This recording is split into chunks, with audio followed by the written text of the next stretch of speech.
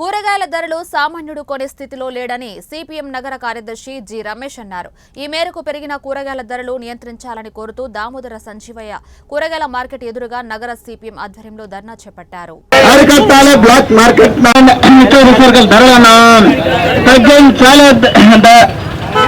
నిత్యావసర సరుకుల ధరలను తగ్గించాలి.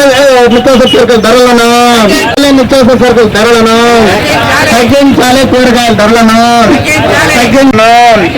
తగ్గించాలి. కూరగాయల ధరలను తగ్గించాలి. కూరగాయల ధరలను తగ్గించాలి. కూరగాయల ధరలను తగ్గించాలి. కూరగాయల ధరలను అరికట్టాలి.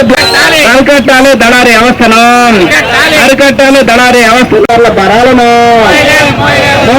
మోలు కూరగాయల ధరల బరాలను కూరగాయల ధరలను తగ్గించాలి. కూరగాయల ధరలను తగ్గించాలి. కూరగాయల ధరలను తగ్గించాలి. కూరగాయల ధరలను కూరగాయల ధరలను తగ్గించాలి. కూరగాయల ధరలను తగ్గించాలి. నిత్యావసర సరుకుల ధరలను తగ్గించాలి. నిత్యావసర సరుకుల ధరలను తగ్గించాలి. నిత్యావసర సరుకుల ధరలను కార్యక్రమం తెలియజేస్తా ఉన్నా.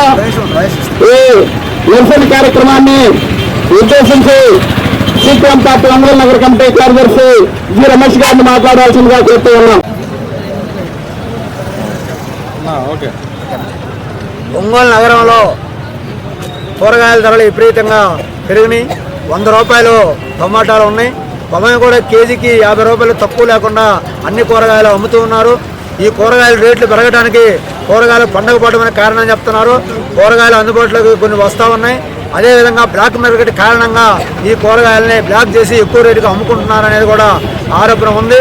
అందుకని ఈ కూరగాయలని అందుబాటులోకి తేవాలని ప్రభుత్వాన్ని డిమాండ్ చేస్తున్నాం. సామాన్య ప్రజలు, మధ్యతరగతి ప్రజలు కూరగాయలను కొనలేక అనేక రకాలుగా పచ్చళ్ళు చేసుకోవడానికి కూడా అదేవిధంగా పచ్చిమిర్చి కూడా బాగా రేటు విపరీతంగా పెరిగింది. కాబట్టి వస్తువులను అందుబాటులోకి తేవాలంటే ప్రభుత్వాలు చర్య తీసుకోవాలా. అదేవిధంగా ప్రభుత్వానికి సబ్సిడీ ద్వారా రైతు బజార్ల ద్వారా అందించాలా. 3వ బ్లాక్ మార్కెట్ని అరికట్టాలా. 4 ఈ ప్రభుత్వము తనిఖీలు చేయడం ద్వారా ఈ ధరలను అరికట్టడానికి అవకాశం ఉంటుంది. కొత్త ప్రభుత్వం ఏర్పడింది. కొత్త ప్రభుత్వం వీటి మీద చర్యలు తీసుకొని ప్రజలకు అందుబాటులోకి రేట్లు వచ్చే విధంగా చేయమని ఈ ప్రభుత్వాన్ని డిమాండ్ చేస్తా ఉన్నాం.